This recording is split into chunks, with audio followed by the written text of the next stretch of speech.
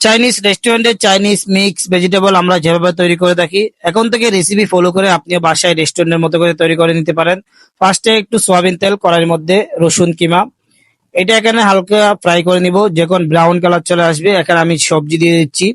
এখানে 4-5 পদের সবজি আছে মিক্স করা, সাথে কিছু চিকেন আছে। চিকেনটা আমি হালকা ময়দা কর্নফ্লাওয়ার দিয়ে ফ্রাই করে দিচ্ছি এখানে, যেন ভেঙে না যায়।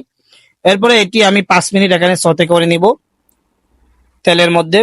এখন আমি এখানে পানি দিয়ে দিচ্ছি। পানির পরিমাণটা অনেকে জানেন না, অনেকে বেশি দিয়ে দেন। ভেজিটেবলের পরিমাণ থেকে পানির পরিমাণ 2 গুণ কম হবে। এখন আমি দিয়ে দিচ্ছি 4 টেবিল স্পুন চিনি, স্বাদ মতো লবণ, 1 টেবিল স্পুন একটু বেশি সাদা গোলমরিচের গুঁড়া, 2 টেবিল স্পুন চিকেন পাউডার দিয়ে দিচ্ছি। এগুলি দিয়ে সুন্দর করে নাড়াচাড়া করে সবজিটা এখানে বয়েল করে নিব। সবজিটা এখানে বেশি সিদ্ধ করতে হবে না, কারণ এই সবজিটা আগে থেকে বয়েল করা ছিল।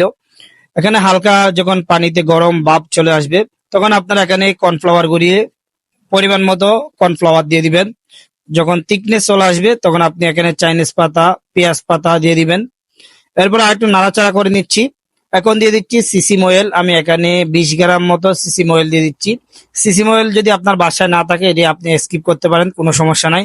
এখন একটু ঘি দিয়ে দিচ্ছি, 2 টেবিল স্পুন পরিমাণ হবে। দেখতে পাচ্ছেন একেবারে সহজে এবং ইজি ভাবে চাইনিজ মিক্স ভেজিটেবল তৈরি হয়ে গেছে। রেসিপিটা ভালো লাগলে পেজটা ফলো দিয়ে সাথে থাকবেন।